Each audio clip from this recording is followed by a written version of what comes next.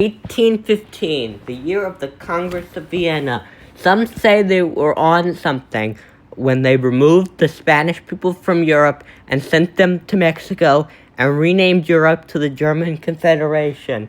In this ridiculous Congress, Austria was renamed Turkey. As you will see, all of this will have a major impact on the history of the world. Also at the convention, a deal was made to have the British retake the United States. The British invaded the government. After the British invaded, the government of James Monroe and Prime Minister Jenkinson, the Earl of Liverpool, they came to a deal. With the approval of the Prince Regent, the United States would become the first British Dominion. The country was renamed to the Federal Kingdom of America. Major changes were made to the Constitution to have the president require the confidence of Congress, which was made unicameral, and the president would be appointed by the king. When told about the reconquest of America, King George III was completely out of it. He had already gone mad, and his son George, the Prince of Wales, later George IV, was regent. Canada minus Quebec would be added to the Federal Kingdom of America. It would be the flag of the Federal Kingdom of America. The Spanish monarchy was in trouble. They were kicked out of Europe. Their homeland was annexed to France. For some reason was allowed to keep Napoleon's dynasty on the throne. I know, they must have been on cocaine or something at the Congress. They had lost Cuba to Prussia. The absolutist government of Ferdinand VII was unpopular with both the colonists and the exiled Spaniards. Ferdinand had failed the nation, and worse, he did not adopt the Constitution of Cadiz that had been written by the liberals. It began with a revolt in South America. Simón Bolívar led the troops to form the new nation of the South American Federation, expanded beyond the Gran Colombia of real life.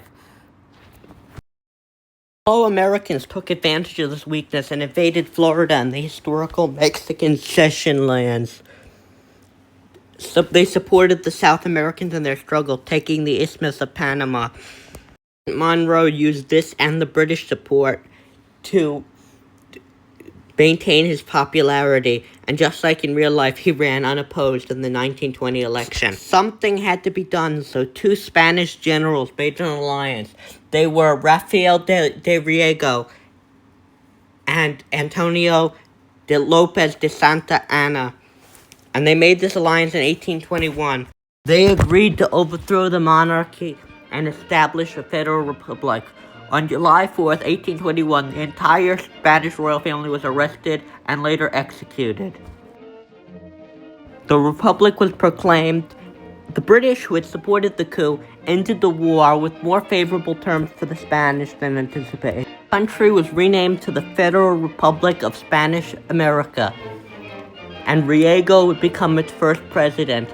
Both wars were ended, and the FRSA got a mild peace deal. They get to keep San Diego and a southern part of Southern California, as well as parts of Texas south of the Nueces River. This would be the flag of Spanish America. Thinking about Texas, its composition would be very different because this is before the mass waves of mass American immigration. Texas would be spelled like this and pronounced Tejas.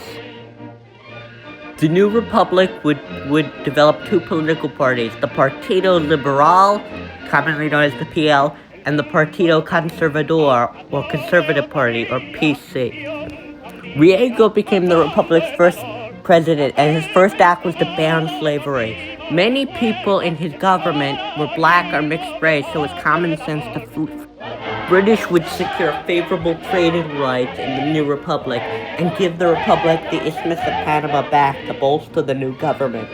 Many reformers and inventors would flock to Spanish America and America as a beacon of liberty, leading to a more successful and prosperous Mexico than in our real life. By the 1870s, a railway was built from north to south and from east to west. Spanish America would be somewhat of a destination for people who fled oppression, more so than the Federal Kingdom of America, because that was under the British. Constitution of Spanish America was the most liberal for the time, providing universal suffrage at the age of 21 and many other human rights. The capital of Spanish America would be Mexico City, but was renamed to La Ciudad de Revolución, or Revolution City.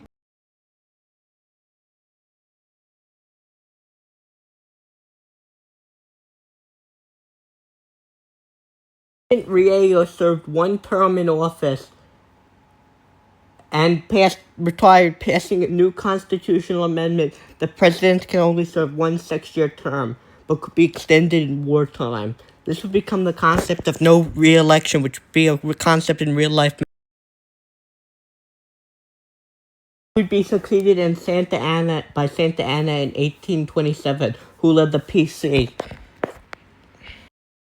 Santa Anna would face a major crisis in 1832 when the British banned slavery, including in their colonies. The President of America was Andrew Jackson, and he supported slavery. The northern states opposed slavery, so the South seceded, with Jackson betraying his country and becoming the first president of the Confederate States of America. The Constitution had been amended to lower the age of president to be 21, so Congress elected 23-year-old Abraham Lincoln of the Whig Party to be the new president. Confederates invaded Texas and annexed it. However, the British and the Spanish Americans had signed an alliance treaty in 1830, so the Spanish Americans and British invaded the CSA, while Lincoln issued his Emancipation Proclamation confirming the end of slavery and had Congress pass laws that guaranteed black voting rights. The war ended in 1835 when the capital of the Confederacy, Nashville, Tennessee, fell. However, shortly afterwards, President Abraham Lincoln would be killed by a disgruntled Southerner, replaced by Martin Van Buren. Santa Anna would consolidate Spanish America's military power, and the Spanish will be accepted as a great power, being awarded the Bahamas for their crucial help in the American Civil War. However, Santa Anna would begin to consolidate his own power and would run for re-election in a rigged election and win, using a loophole in the Constitution.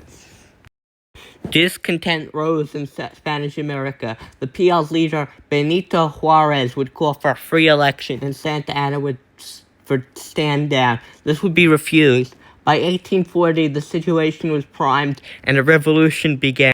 The Spanish-American Glorious Revolution that was mostly peaceful. Santa Anna was deposed and fled to Russia. Benito Juarez was elected president in 1840 and began to fully separate church and state. He got religion from schools and banned religious tests for office, although they were not often used.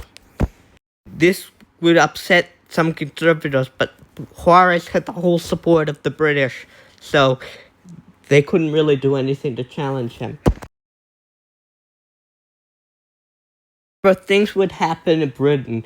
Ever since the Americans became a dominion, they had supported the Chartist movement in British, which wanted universal male suffrage. In 1848, the Chartists would win the British elections, setting off a period known as the Springtime of People. The new flag of the UK would be the Chartist flag with a new coat of arms on it. It would be the new flag of the Kingdom of America. Revolution would occur in the HRE, which Austria had been renamed Turkey and is now renamed Austria-Turkey. Austria-Turkey is forced to quell Bavarian and Hungarian revolt, which they only quelled the Hungarian one as Bavaria gained independence. Austria was forced to dissolve the HRE again, as they wanted to focus inwards. This led to German nationalists staging a revolution, forcing the Prussian King Frederick Wilhelm to become a constitutional monarch. The Frankfurt Congress would occur, but this time the liberals would force Frederick Wilhelm to accept, and the German Empire was founded on a liberal constitution. The new German Empire and the British would sign an alliance. The flag of the new German Empire. Meanwhile, Napoleon II would consolidate more power in response to the revolution. He would rule like a tyrant. The Constitution of France that had been created during Napoleon II's infancy was suspended, and civil liberties about absolute monarchy would take hold in France.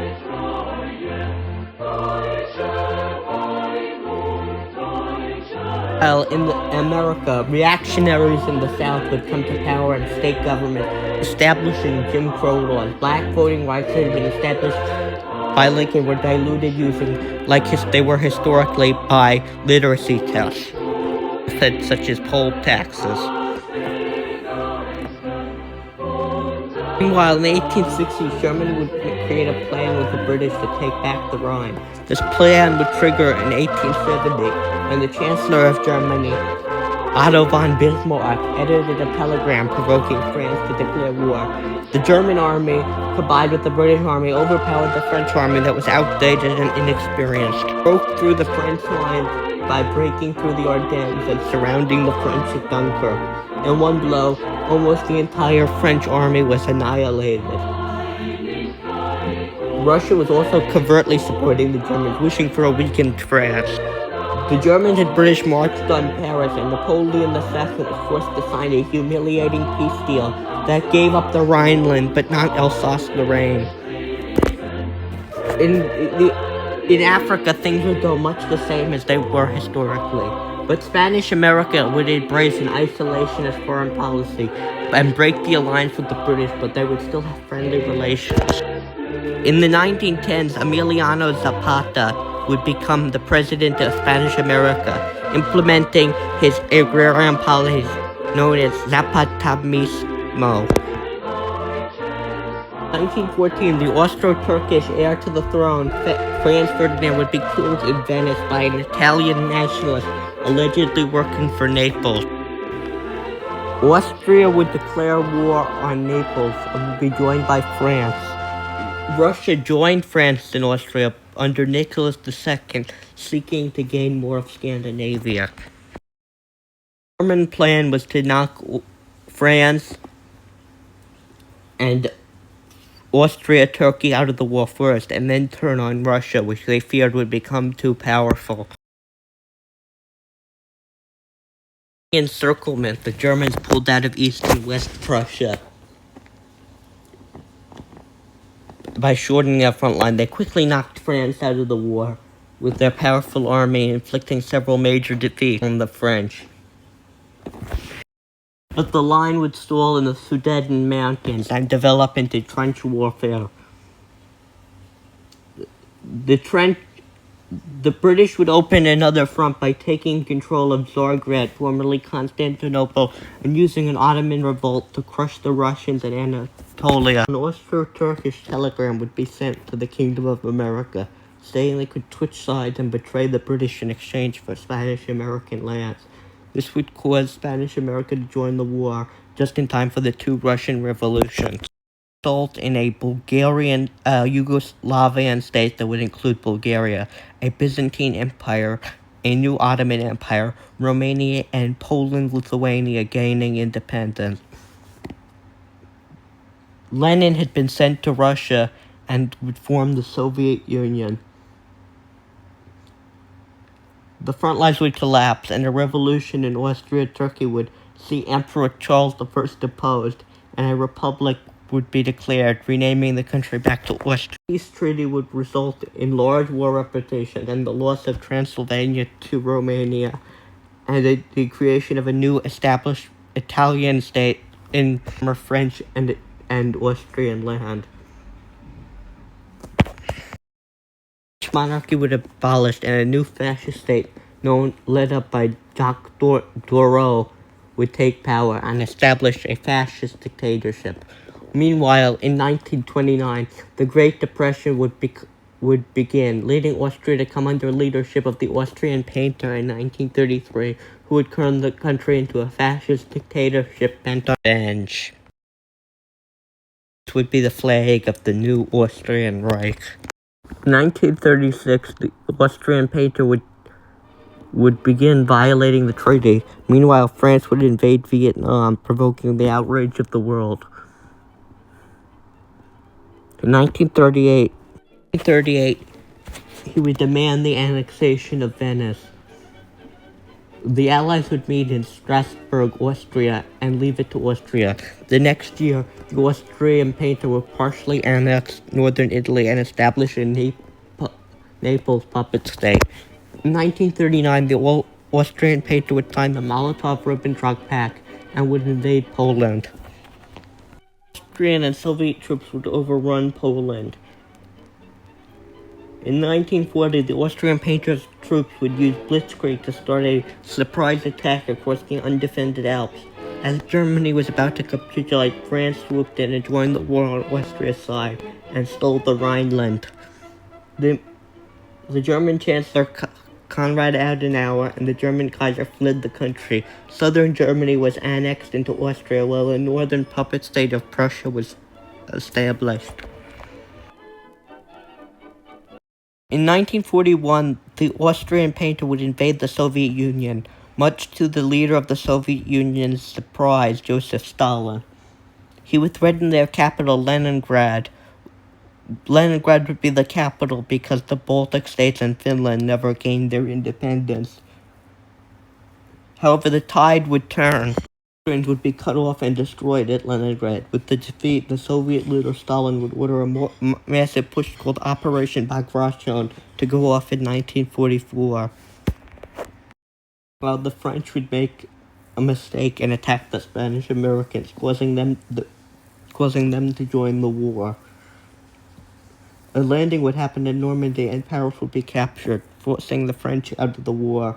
The Soviets would launch their massive offensive into the Balkans and Poland. They would capture all of Hungary. Meanwhile, landing on June 6, 1944 would lead to the liberation of Germany. Kaiser Wilhelm III would return to Germany in triumph. The Allies would push into Austria from all sides, causing the suicide of Austrian painter and the surrender of Austria. Poland would lose Lithuania and become a communist puppet state, but be compensated with the Polish corridor, which Germany would secede in exchange for Alsace-Lorraine and a protectorate over a new Belgian state. The Netherlands would receive independence because of Spanish-American pressure, and the Allies would divide Austria into occupation zones, similar to Germany in real life. The Soviets would be awarded domination over the Balkans, save Greece, and the Ottoman Empire would be replaced with Turkish People's Republic. I predict the Cold War would begin between the West and the USSR, but that's where I'd leave the scenario.